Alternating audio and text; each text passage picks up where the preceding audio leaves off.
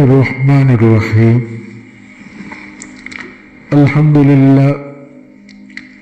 لله كفى وسلام على عباده الذين اصطفى أما بعد أعوذ بالله من الشيطان الرجيم بسم الله الرحمن الرحيم فاعبدوا الله مخلصين له الدين قال النبي صلى الله عليه وسلم انما الاعمال بالنيات وانما لكل امرئ ما نوى فمن كانت هجرته الى الله ورسوله فهجرته الى الله ورسوله ومن كان يريد دنيا او امرأة ينكحها فهجرته الى ما هاجر اليه او كما قال عليه الصلاة والسلام۔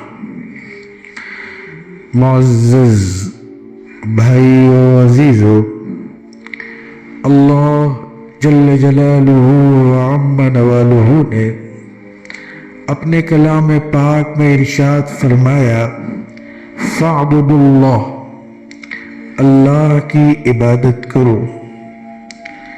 ایک قید بڑھا دی مخلصین لہو، اسی کے لیے اس عبادت کو خالص کرتے ہوئے، گویا اس میں ریا کا شائبہ نہ ہو، اللہ کی رضامندی ہو۔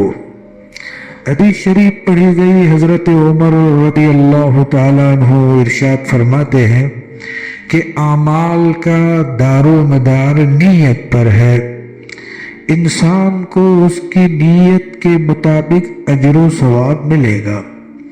جو ہجرت کی نیت کرے گا اس کو اتنا ثواب ملے گا، جو دنیاوی زندگی کا طالب ہوگا یا کسی خاتون سے نکاح اس کا مقصود ہوگا، اس اعتبار سے اس کو اجر و ثواب ملے گا۔ الحمدللہ ایک مومن کی نیت بہت بلند ہوتی ہے۔ حدیث میں آتا ہے حضور اکرم صلی اللہ علیہ وسلم نے ارشاد فرمایا نیت المؤمن خیر من عملہ، مومن کی نیت اس کے عمل سے بہتر ہے۔ حدیث میں آتا ہے، بلکہ قرآن میں بھی ہے کہ مومن جب نیت کرتا ہے تو نیت ہی سے اس کا اجر و ثواب جاری ہو جاتا ہے۔ مثال کے طور پر کسی نے مسجد ابھی بنائی نہیں، مسجد بنانے کا ارادہ کیا ہے، ارادے ہی سے نیکیاں اس کے نامہ اعمال میں لکھی جائے گی۔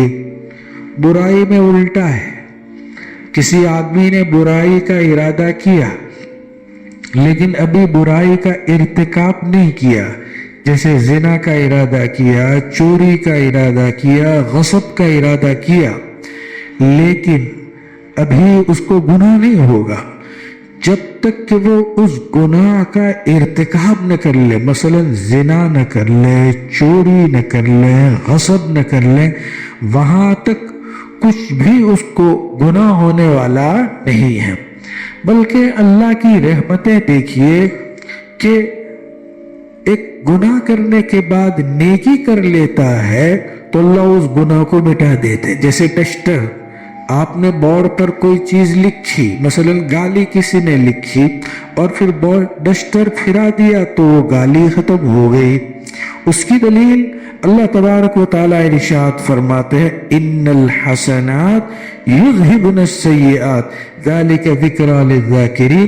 ان الحسنات یعنی نیکیاں برائیوں کو مٹا دیتی ہے۔ اسی لیے لکھا ہے کہ جب آپس میں بیٹھتے ہیں، بحث و مباحثہ ہوتا ہے، مناقشہ ہوتا ہے تو کچھ نہ کچھ غلطیاں سرزد ہو ہی جاتی ہے، زبان سے ناشائستہ الفاظ نکل ہی جاتے ہیں۔ تو حضور اکرم صلی اللہ علیہ وسلم نے ہمیں دعا عنایت فرمائی ہے۔ وہ دعا اس لیے عنایت فرمائی ہے کہ سارا دھل جائے گا۔ جیسے آدمی کوئی کام کرتا ہے، کام کرنے کے بعد ڈول پانی ڈالتا ہے اور صاف کر لیتا ہے تو صحن بالکل صاف ستھرا ہو جاتا ہے، ایسے ہی مجلس لگا کر اٹھے اور یہ دعا پڑھ لی سبحان اللہ و بحمدہ سبحان اللہ العظیم پڑھ لیا تو اس دعا کی برکت سے ساری کی ساری برائیاں جو سرزد ہوئی ہے مجلس کا یہ کفارہ ہو جاتا ہے۔ اللہ کی رحمتوں تو دیکھیے، اللہ اپنے بندوں کو کس چاو اور محبت سے پکارتے ہیں۔ فرمایا یا عبادی الذین اسرفوا علی انفسہم لا تقنطوا من رحمت اللہ ان اللہ یغفر الذنوب جميعا انه هو الغفور الرحیم وانیبوا الی ربکم واسلموا له من قبل ان یأتیکم العذاب ثم لا تنصرون۔ اب دھیان سے سنیے، میں اس کا ٹرانسلیشن کر رہا ہوں، ترجمہ کر رہا ہوں۔ آیات میں بڑے اثرات ہوتے ہیں، بلکہ آیات کے سننے سے ہی اثر پڑتا ہے۔ آدمی سمجھیں نہ سمجھیں اس کا اثر ہے، اور یہ میں قرآن سے کہتا ہوں۔ اللہ تعالیٰ ارشاد فرماتے ہیں وَإِنْ أَحَدٌ مِّنَ الْمُشْرِكِينَ اسْتَجَارَكَ فَأَجِرْهُ حَتَّى يَسْمَعَ كَلَامَ اللَّهِ ثُمَّ أَبْلِغْهُ مَأْمَنَهُ ذَلِكَ بِأَنَّهُمْ قَوْمٌ لَا يَعْلَمُونَ۔ حضور اکرم صلی اللہ علیہ وسلم سے کہا گیا کہ اگر کوئی مشرک پناہ میں آتا ہے تو ان کو پناہ دیجئے، پھر کیا کریں؟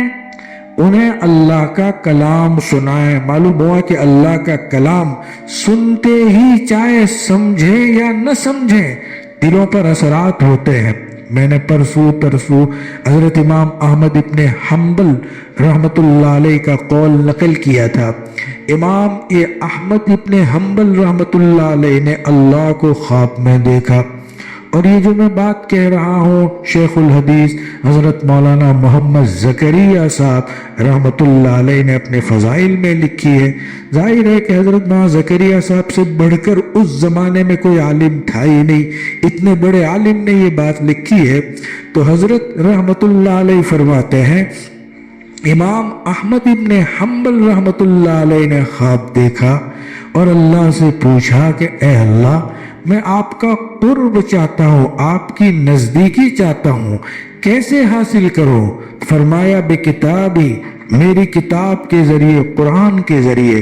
کہا فہمن او بلا فہمن، سمجھ کر پڑھنے سے تیرا قرب حاصل ہوگا یا بے سمجھے پڑھنے سے بھی تجھ تک پہنچ جاؤ گے؟ اللہ نے جواب دیا بفہمن او بلا فہمن، سمجھ کر پڑھو تب بھی میرا قرب حاصل ہوگا، میرے نیک بندے بن جاؤ گے، اور بلا سمجھے پڑھو تب بھی میرے نیک بندوں میں تمہارا شمار ہو جائے گا۔ تو قرآن دھیان سے سنو، ابھی جو آیات تلاوت کی گئی، یا عبادی الذین اسرفوا، او میرے بندو جنہوں نے اپنی ذات پر ظلم کیا ہے، گناہ کر کے اور ناشائستہ چیزوں کے ارتکاب سے جو غلطیاں تم سے ہو گئی ہے، اللہ ہمیں کہہ رہے میرے بندو لا تقنطوا من رحمت اللہ، اللہ کی رحمت سے نا امید ہونے کی ضرورت نہیں۔ بہت سے لوگ اپنے ماضی کو یاد کرتے رہتے ہیں، اللہ ان کو دیندار بنا دیتے ہیں، پھر اپنے ماضی کو سوچتے رہتے ہیں کہ مجھ سے بہت غلطیاں ہو گئی، بہت غلطیاں ہو۔ بھائی علماء نے منع کیا، یہ تو مایوسی تک آدمی کو پہنچا دے گی۔ مایوسی کفر ہے، مایوسی انسان کو تباہ و برباد کر دیتی ہے۔ جو ہو گیا ہو گیا، فانتہا فلہ ما سلف وامرہ الی اللہ ومن عاد فاولئک اصحاب النار هم فیہا خالدون۔ جو ہو گیا وہ ہو گیا، نئی گلی نیا داؤ، نئی صبح نیا دن، جو ہو چکا وہ ہو چکا۔ اللہ ہمیں یہ فرماتے ہیں یا عبادی الذین اسرفوا علی انفسہم لا تقنطوا من رحمت اللہ، اللہ کی رحمت سے نا امید ہونے کی ضرورت نہیں ہے۔ ان اللہ یغفر الذنوب جميعا، اللہ جمیع کا معنی تمام گناہوں کو معاف کر دیں گے، چھوٹے بڑے صغیرہ کبیرہ، چھپ کر کیے علانیہ کیے، سارے گناہوں کو معاف کر دیں۔ لیکن معافی کا مطلب یہ نہیں ہے کہ پہلے گناہ کر لو پھر مولانا سے پوچھ لیں گے۔ بہت سی شخصیتیں ایسی ہوتی ہے کہ پہلے غلط کام کر لیتی ہے پھر پوچھنے آتی ہے، یہ ان کا نظریہ ہے کہ کر لو پھر پوچھ لیں گے، ایسوں کو معاف نہیں کریں گے اللہ۔ یہ تو چیلنج ہوا، یہ تو اللہ کے احکام کے سامنے چیلنج ہے، ایسوں کو معاف نہیں کرتے۔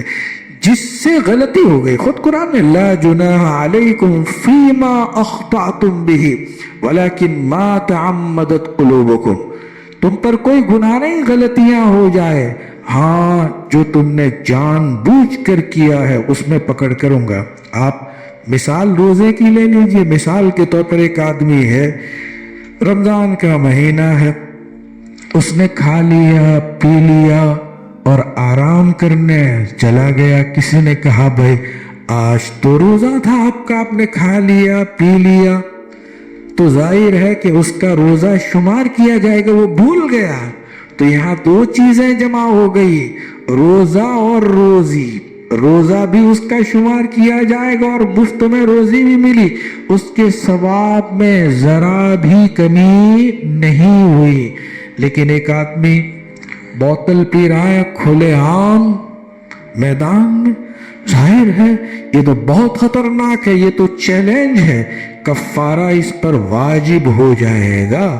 کفارہ کا مطلب 2 مہینے سزا کے طور پر ایک کی وجہ سے مسلسل اس کو روزے رکھنے پڑیں گے، یہ کفارہ کہلائے گا۔ حالانکہ فعل ایک ہے، ایک میں غلطی ہے اور ایک میں تعمد اور چیلنج ہے۔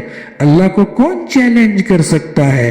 ارے دنیا و آخرت تباہ و برباد ہو جائے گی، ہم کون ہوتے ہیں جو اللہ کے نظام کو چیلنج کرے؟ تو خلاصہ یہ ہے کہ اللہ یہ فرماتے ہیں یا عبادی الذین اسرفوا علی انفسہم لا تقنطوا من رحمت اللہ ان اللہ یغفر الذنوب جميعا، اللہ تمام گناہوں کو معاف کر دیں گے، انہ هو الغفور الرحیم، اللہ کی صفت ہے، اس کی صفت یہ ہے کہ معاف کرنے والا ہے، رحم کرنے والا ہے۔ پھر اللہ میں ابھارتے ہیں، توجہ دلاتے ہیں، کہا وَأَنِيبُوا، ارے ہاتھ اٹھا کر تو دیکھو، وَأَنِيبُوا إِلَىٰ رَبِّكُمْ، تمہارے پروردگار کی طرف رجوع کر کے تو دیکھو۔ حدیث میں آتا ہے حضور اکرم صلی اللہ علیہ وسلم نے ارشاد فرمایا، جب بندہ اللہ کے سامنے ہاتھ اٹھاتا ہے، ہاتھ پھیلاتا ہے، راز و نیاز کی باتیں کرتا ہے، تو حدیث کے الفاظ ہیں کہ اللہ کو بڑی شرم آتی ہے کہ بندے کے ہاتھ کو خالی ہاتھ واپس کریں۔ ظاہر ہے ایک بڑا مالدار آدمی جو ان کے سامنے 2-4 روپے مانگے گا، وہ خالی ہاتھ واپس نہیں کرتا تو اللہ کیسے کرے گا؟ اللہ کے یہاں تو خزانے کے خزانے ہیں، وَإِن مِّن شَيْءٍ إِلَّا عِندَنَا خَزَائِنُهُ وَمَا نُنَزِّلُهُ إِلَّا بِقَدَرٍ مَّعْلُومٍ، ہمارے پاس تو ہر چیز کے خزانے ہیں۔ تو اللہ ہمیں رمضان کے مہینے میں خوب عنایت فرمائیں گے، اپنی نیتیں درست کریں، نیتیں درست کرنے کی وجہ سے اعمال بھی درست ہو جاتے ہیں۔ اور آج کل مسلمانوں کا سب سے بڑا مرض، مولانا علی میاں فرماتے ہیں، بد نیتی نہیں ہے، بے نیتی۔ مثلا بہت بڑا مدرسہ بنا رہا ہے، کوئی نیتی نہیں کر رہا، اسکول بنا رہا ہے، نیتی نہیں کر رہا، اسپتال بنا رہا ہے، نیتی نہیں کر رہا، رفائی کام کر رہا ہے، نیتی نہیں کر رہا، اللہ کے راہ میں دے رہا ہے، نیتی نہیں کر رہا۔ جب نیت ہی نہیں کرے گا تو ثواب کیسے ملے گا؟ اسی لیے حضرت سید احمد شہید رحمت اللہ علیہ فرماتے ہیں، بالغ ہونے کے بعد جو کام بھی کیا میں نے نیت کر کے، مولانا علی میاں فرماتے تھے جب میں سبق پڑھاتا ہوں تو سبق پڑھانے سے پہلے نیت کرتا ہوں کہ اللہ میرے اس پڑھانے کو قبول کرے، تو استہزاء، اللہ سے تعلق، اللہ مجھے بھی آپ کو بھی عمل کرنے کی توفیق عطا فرمائے۔